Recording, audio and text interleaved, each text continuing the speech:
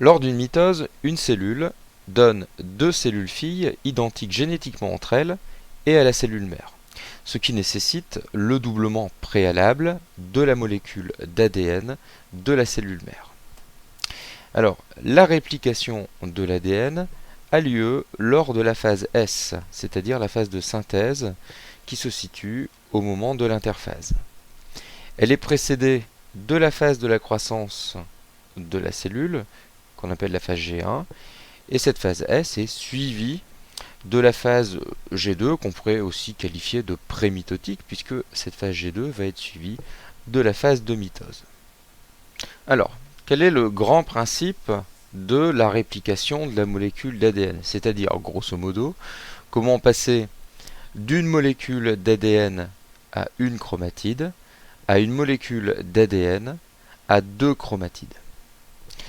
Eh bien, la réplication de la molécule d'ADN est dite semi-conservative, car chacun des deux brins de la molécule d'ADN va servir de matrice, va servir de modèle à la synthèse d'un nouveau brin d'ADN qui est ici représenté en bleu.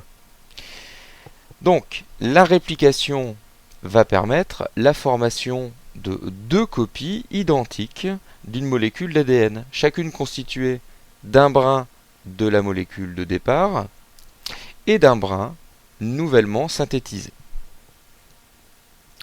Intéressons-nous maintenant au mécanisme moléculaire de la réplication de la molécule d'ADN. Alors, tout d'abord, un bref rappel sur la structure de la molécule d'ADN, comme vous l'avez vu en seconde. Donc la molécule d'ADN est une molécule double brin, c'est-à-dire elle est constituée de deux brins ou de deux chaînes s'enroulant l'une autour de l'autre à la manière d'une double hélice.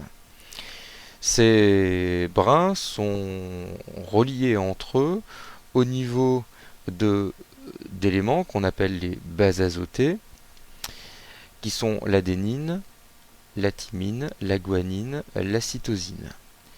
L'adénine étant complémentaire de la thymine, c'est-à-dire qu'en face d'un A, nous avons toujours un T, et en face d'un G, nous avons toujours un C.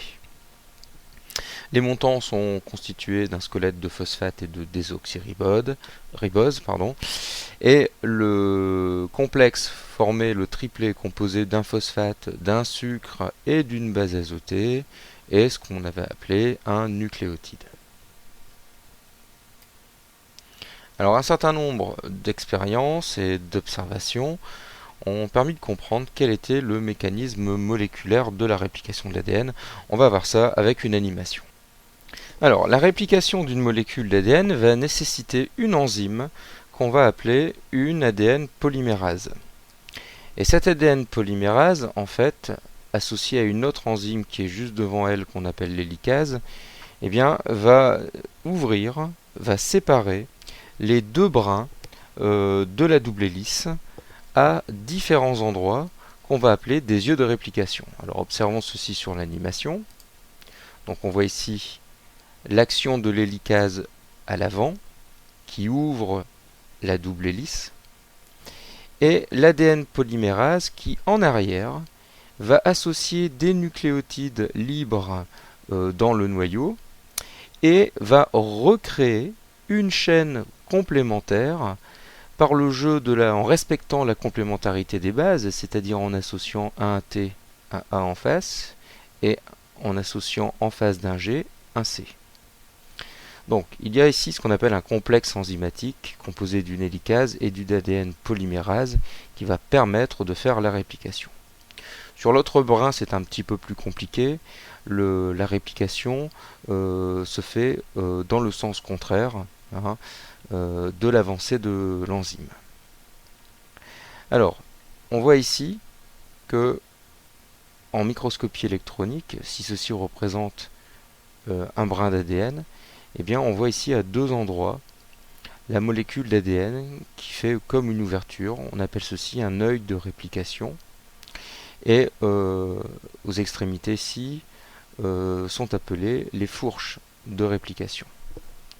Eh bien, ces yeux de réplication vont se propager de part et d'autre Et finalement, la molécule d'ADN va être totalement répliquée quand les yeux de réplication vont se rejoindre.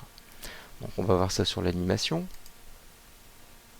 Donc on voit là-haut les yeux de réplication qui progressent. On voit ici l'enzyme qui réalise la réplication.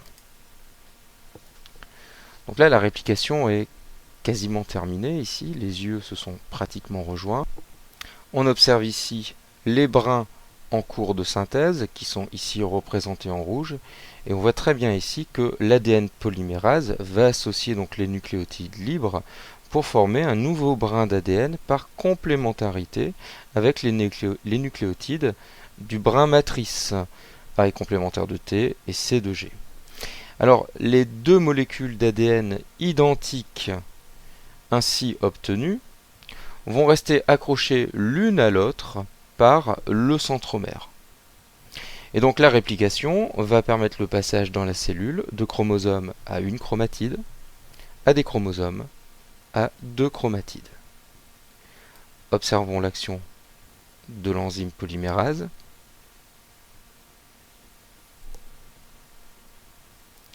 Qui réalise ici la synthèse des brins complémentaires.